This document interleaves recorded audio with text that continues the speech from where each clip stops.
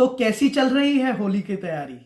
रंग और गुलाल के पैकेट्स तैयार हैं, गुजियां तो बन ही गई होंगी। और हाँ, भांग के लड्डू और ठंडाई की क्या व्यवस्था है। पर क्या आप जानते हैं कि होली क्यों मनाई जाती है? प्रहलाद और होलिका दहन की कहानी वही ना? जी नहीं, होली त्योहार का होलिका दहन की कहानी से कोई कनेक्शन नहीं है। आइए जानते हैं real reason why we celebrate Holi. हम होली क्यों मनाते हैं।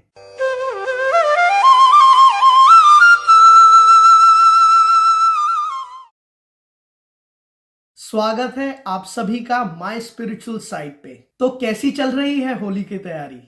रंग और गुलाल के पैकेट्स तैयार हैं, गुजियां तो बन ही गई होंगी।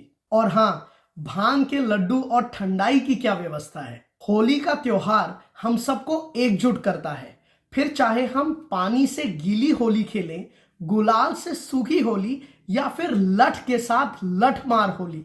पर क्या आप जानते हैं कि होली क्यों मनाई जाती है? प्रहलाद और होलिका दहन की कहानी वही ना? जी नहीं, होली त्योहार का होलिका दहन की कहानी से कोई कनेक्शन नहीं है। आइए जानते हैं real reason why we celebrate Holi. हम होली क्यों मनाते हैं। त्योहार को संस्कृत में पर्व कहते हैं। पर्व का लिटरल मतलब होता है एक गांठ, जिसे इंग्लिश में नॉट कहते हैं। जैसे एक शुगर केन, गन्ने में आप थोड़े थोड़े डिस्टेंस पे गांठ देखते हैं, उसे पर्व कहते हैं। जब गन्ने की ग्रोथ हो रही होती है तो कुछ समय के लिए उसकी ग्रोथ रुक जाती है और वहां एक गांठ, एक पर्व बन जाता है और फिर वहां से ग्रोथ वापस शुरू होती है। उसी तरह हम ह्यूमंस अपनी अपनी लाइफ में आगे बढ़ रहे हैं और हमें भी एक ठहराव, कुछ समय की रुकावट चाहिए होती है ताकि हम रिचार्ज हो पाए, रीजेनरेट हो पाए। तो हमारे पूर्वजों ने हमारे बिजी जीवन में ठहराव लाने के लिए अलग अलग तरह के पर्व मनाने का रिचुअल स्टार्ट किया। अब पर्व दो तरह के होते हैं, स्पिरिचुअल और सेलिब्रेटिव, आध्यात्मिक और उत्सव। ताकि आप अपनी बिजी लाइफ में एक पॉज लें, या तो स्पिरिचुअली कनेक्ट होने के लिए या फिर सेलिब्रेशंस करके अपने आप को रिचार्ज करने के लिए। महाशिवरात्रि जो बस कुछ ही दिन पहले मनाई गई थी, वो एक आध्यात्मिक पर्व है और होली एक उत्सव है, ऐसा पर्व जो हम सेलिब्रेट करते हैं। तो होली कब मनाई जाती है? फाल्गुन मंथ की पूर्णिमा के अगले दिन, मतलब फुल मून के नेक्स्ट डे, जिसको कृष्ण प्रतिपद भी कहते हैं। तो हम होली उत्सव में सेलिब्रेट किसको करते हैं? वसंती नव शस्यति को। जी हां, होली का एक्चुअल नाम है वसंती नव शस्यति, जिसका मतलब होता है वसंती यानी वसंत ऋतु, स्प्रिंग सीजन। नव मतलब नया, शस्य यानी फसल, ग्रेन्स, और इष्टि यानी यज्ञ में आहुति। तो वसंती नव शस्यति मतलब वसंत ऋतु में, स्प्रिंग सीजन में जो नई फसल है उसकी यज्ञ में आहुति देना, उसको भगवान को ऑफर करना। पहले के जमाने में एक बहुत बड़ा ट्रेडिशन होता था, घर में कोई भी नई चीज आती थी तो वो पहले भगवान को ऑफर की जाती थी। तो इसी तरह जब स्प्रिंग सीजन में पहली फसल तैयार होती है तो वो सबसे पहले भगवान को समर्पित की जाती है। और ईश्वर को समर्पित करने का सबसे ऑथेंटिक तरीका क्या होता है? यज्ञ। यज्ञ में जो कुंड होता है उसे ईश्वर का मुख कहा गया है और अग्नि में नई फसल को ऑफर करके वो ईश्वर को समर्पित की जाती है। और अग्निदेव उस सामग्री की खुशबू को चारों दिशाओं में फैला देते हैं, जिससे वो ऑफरिंग 10 गुना होके वापस हमें मिलती है। अब आप रिलेट कर पाएंगे, जो रंगों से खेलने वाली होली से एक रात पहले अग्नि जलाई जाती है, जिसे कुछ लोग होलिका दहन कहते हैं, उस अग्नि में आप क्या समर्पित करते हैं? धान और गेहूं, अलग अलग तरह के ग्रेन्स, क्योंकि वो प्रतीक है नई फसल का।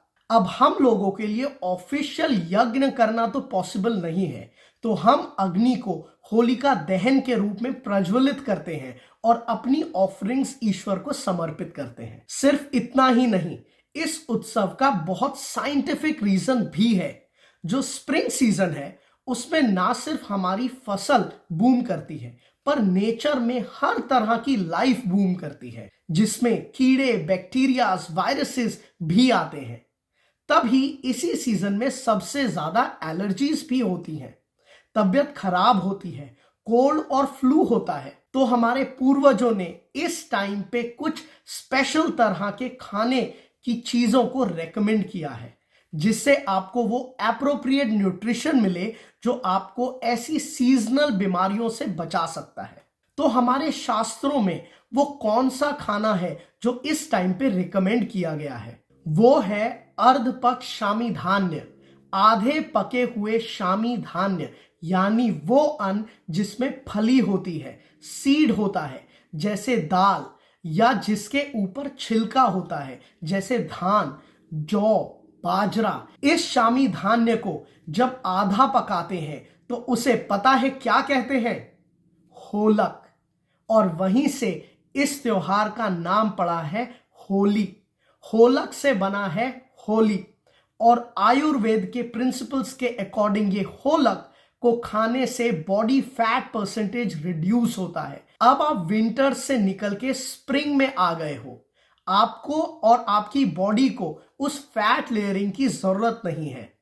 होलक आपकी बॉडी में कफ कम करता है, आपको एनर्जेटिक बनाता है, और जो सीजनल बीमारियां होती हैं उनसे हमें बचा के रखता है। अब ये रिचुअल करने के बाद और इस ट्रेडिशन से सीख लेने के बाद अगले दिन सुबह उत्सव का समय है। It is time to celebrate spring season. और स्प्रिंग सीजन में क्या होता है? Nature is blooming. हर रंग के खूबसूरत फूल खिलते हैं, प्रकृति में नई ऊर्जा आती है, सब खिल जाता है। जब आप अपने आसपास देखते हैं तो आपको प्रकृति का हर रंग दिखता है। जैसे प्रकृति इस समय को अलग अलग रंगों से सेलिब्रेट करती है, हम भी उसी तरह रंगों के साथ होली को सेलिब्रेट करते हैं। So Holi is festival of spring, festival of colours. तो फिर होलिका दहन की कहानी का क्या महत्व है, वो जानने के लिए आप हमारी next video stories from the पुराना सीरीज को जरूर देखें। और अगर आपने अभी तक सब्सक्राइब नहीं किया है तो प्लीज कर लीजिए।